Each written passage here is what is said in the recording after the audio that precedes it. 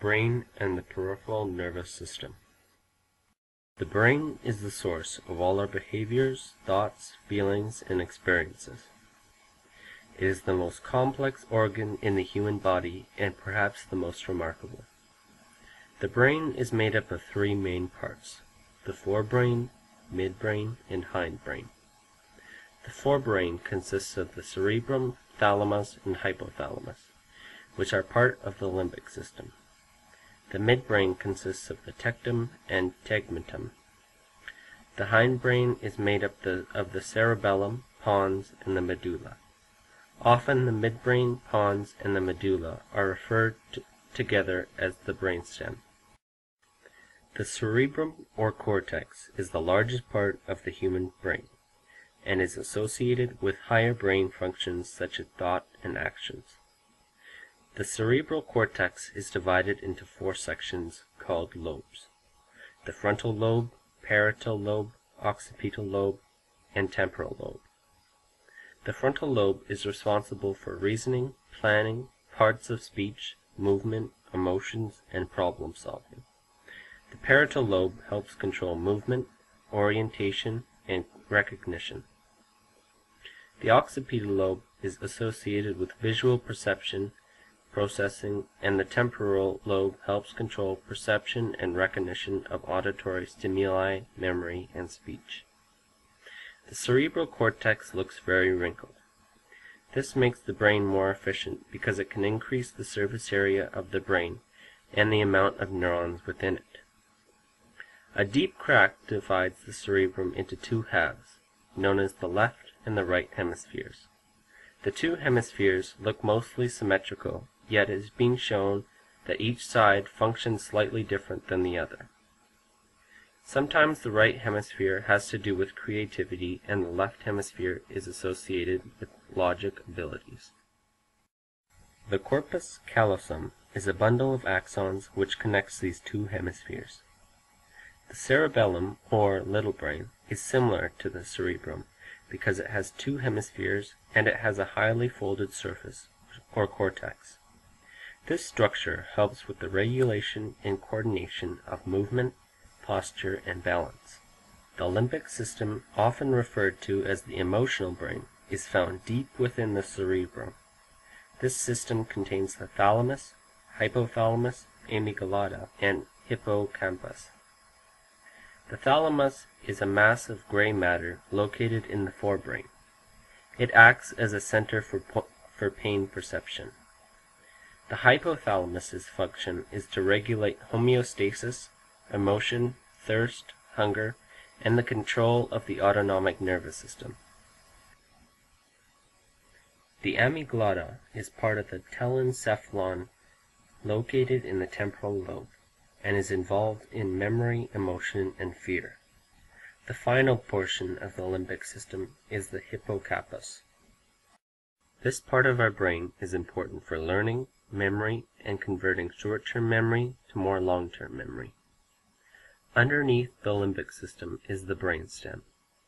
This structure is responsible for basic vital life functions, such as breathing, heartbeat, and blood pressure.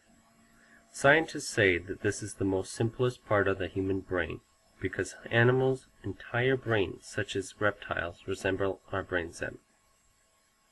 The brainstem is made up of the midbrain, pons, and the medulla.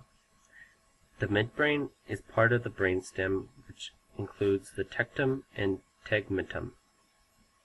It is involved in functions such as vision, hearing, eye movement, and body movement.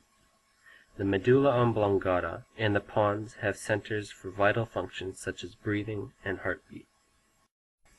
The brain is small, yet an extraordinary organ in the body.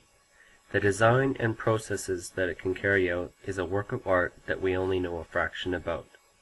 Over the last 10 years, huge breakthroughs in research have shed light on different functions of the brain, but there is still so much to discover.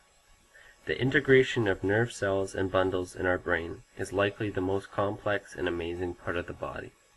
Together, billions of our neurons collaborate to give the depth of our human experience, including emotion, processing information, memory, and new ideas.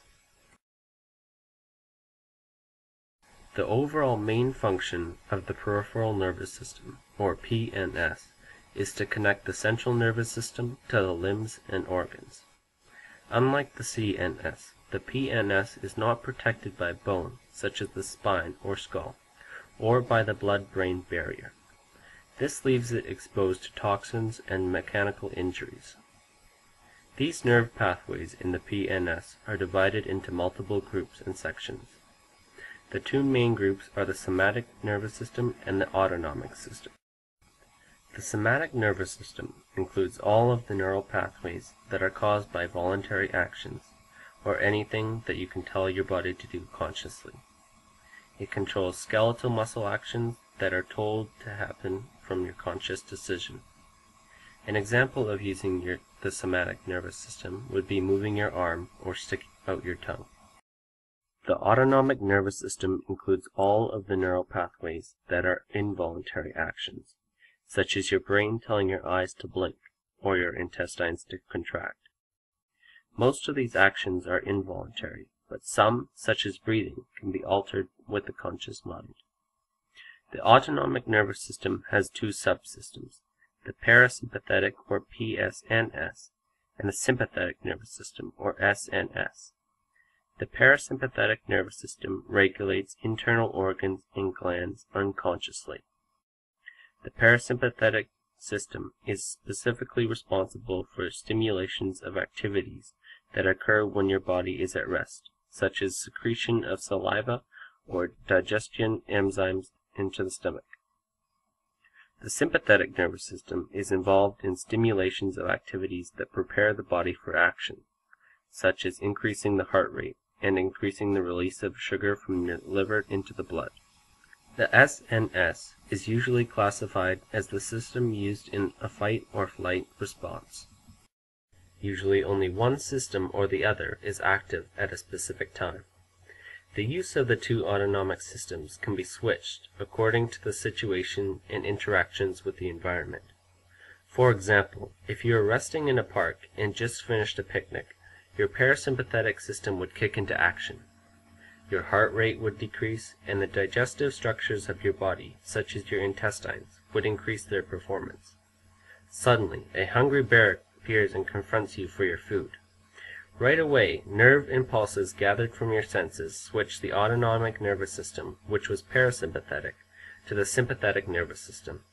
The pupils in your eyes dilate, the rate of your heart intensifies, and all of the digestive organs would reduce their activities drastically. Your liver would convert more glycogen to sugar, and you are ready to fight or run. This is why the sympathetic nervous system is often called the fight or flight response. Chart showing the different sections of the human nervous system.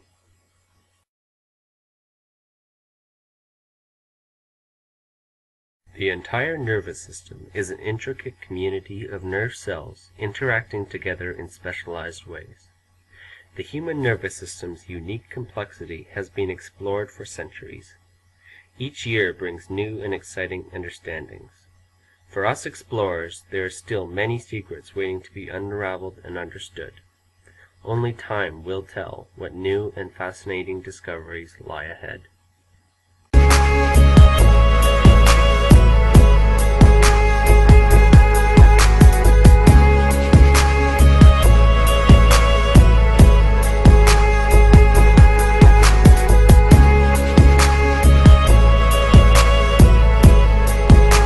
Controls every function in the body. So it's absolutely crucial for any person, any human being, to have the nervous system functioning at 100% all the time. That way they can have the best chance to be as healthy as possible and to not have chronic illnesses and diseases and ailments form later on in life. You know, the more we understand about computers, the more we understand about the nervous system.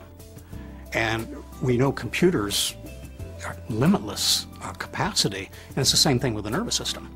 And the nervous system actually is what animates the human body, and it's also what regulates the healing process. Brain health and healing messages leave the brain by way of the brain stem, pass through the neck, down the spinal cord, out over the entire nervous system, to to all parts of the body. These messages control everything that goes on in the body. These messages also direct all body healing. If that spine's on that zero position, the nervous system's wide open and life is good. If the spine's off that zero position, sometimes even a measurement of 3/4 of a degree, it will create stress in the entire body from it. It doesn't take much to really create that distress. So let's say one of the top 2 bones in your neck gets misaligned just enough to cause some irritation, to interfere with that nerve flow from your brain to any one or multiple parts of your body.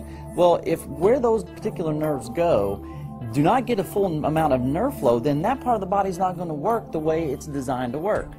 So let's say, for example, you eat a candy bar, okay? Sugar goes into your system. All right, now in the stomach you have sensors there that will send a message to the body, or to the brain, I mean, telling the brain, hey, we got sugar in the digestive tract. We need to get the sugar out of the digestive tract into the bloodstream.